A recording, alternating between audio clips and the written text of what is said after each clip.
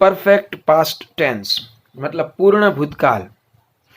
पूर्ण भूतकाल का उपयोग किस तरह से हम वाक्यों में करते हैं, बोलते समय हम उसका उपयोग करते हैं, कौन कौन से उसके कीवर्ड है, किस तरह की उसकी वाक्य रचना है, ये सभी बातें हम इस वीडियो में देखेंगे। तो चलिए सीखते हैं परफेक्ट पास्ट टेंस।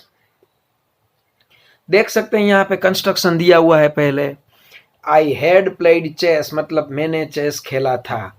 जब मैं आपके घर आया था तब मैंने चेस खेला था, ऐसा हम कह सकते हैं। उसी तरह I had not played chess, मैंने चेस नहीं खेला था।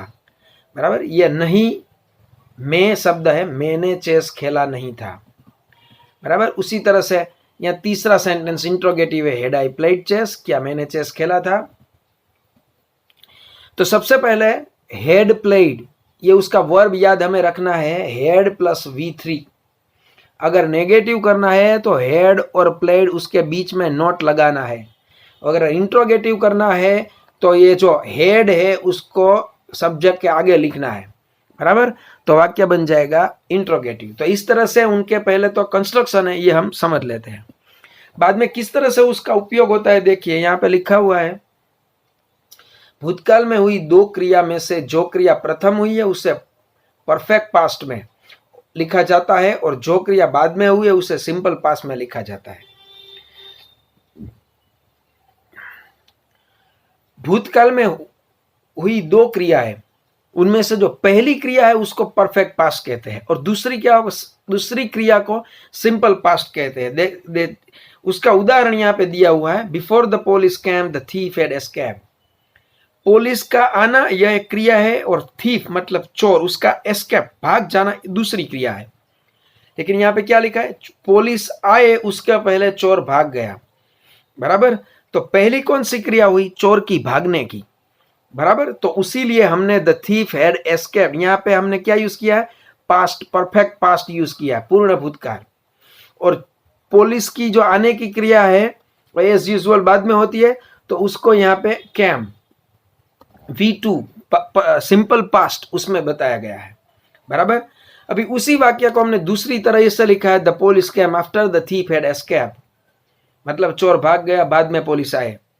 तो द थीफ हैड एस्केप, ये भागने की क्रिया उसकी पहली है, इसलिए उसको हैड एस्केप परफेक्ट पास्ट कहा, और पुलिस की आने की क्रिया बाद में है इसलिए उसको कैम सिंपल पास्ट में कहा है।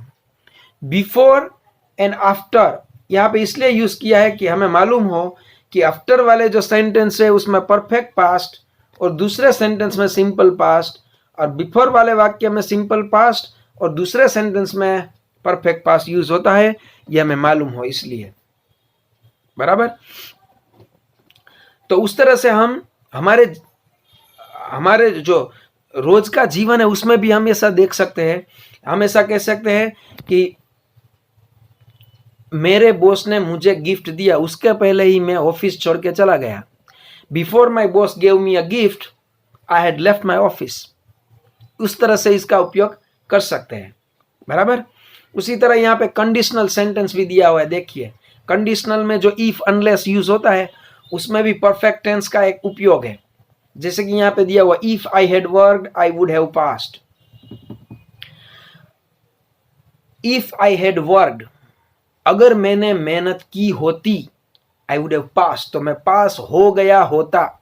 ऐसा कहने के लिए भी would have V3 and had V3 ऐसा कंडीशनल सेंटेंस में यूज होता है। बराबर, जैसे कि हम ऐसा कह सकते हैं कि अगर सचिन अच्छा खेला होता तो इंडिया जीत गया होता। If Sachin had played well India would have one the match. इस तरह से हम कह सकते हैं। बराबर, अगर मैंने अच्छी मेहनत की होती तो मेरा फर्स्ट रैंक आया होता। If I had worked harder I would have got the first rank. इस तरह से हम कह सकते हैं। बराबर, तो ये सभी उसके उपयोग है। अभी एग्जाम्पल दिया हुआ है, देखिए, they had participate in the race before he gave them permission. मतलब कि आगे चलने वाले जो दो लोग हैं उनके लिए कहा गया है कि उनको परमिशन मिले उसके पहले ही उन्होंने पार्टिसिपेशन कर लिया था। मतलब परमिशन देने की एक क्रिया है, पार्टिसिपेशन करने की दूसरी की एक क्रिया है, लेकिन पार्टिसिपेशन पहले हो गया है तो उसको हमने हैड पार्टिसिपेटेड पूर्ण भूतकाल में यूज किया है, बराबर। इस तरह से दूसरा सेंटेंस है, they had completed there exercise before there teacher entered. उनके टीचर आए, उनके पहले उन्होंने अपनी एक्सरसाइज, अपना जो एक्सरसाइज था वो पूरी कर दी, बराबर। तो जो एक्सरसाइज पूरी करनी है वो पहली एक्शन है, इसलिए उसको हैड कंप्लीटेड कहा है, बराबर। और टीचर का आना बाद में, इसलिए उसको सिंपल पास्ट एंटर्ड कहा है। उसी तरह तीसरा एग्जांपल है, they had become happy when they saw their photograph.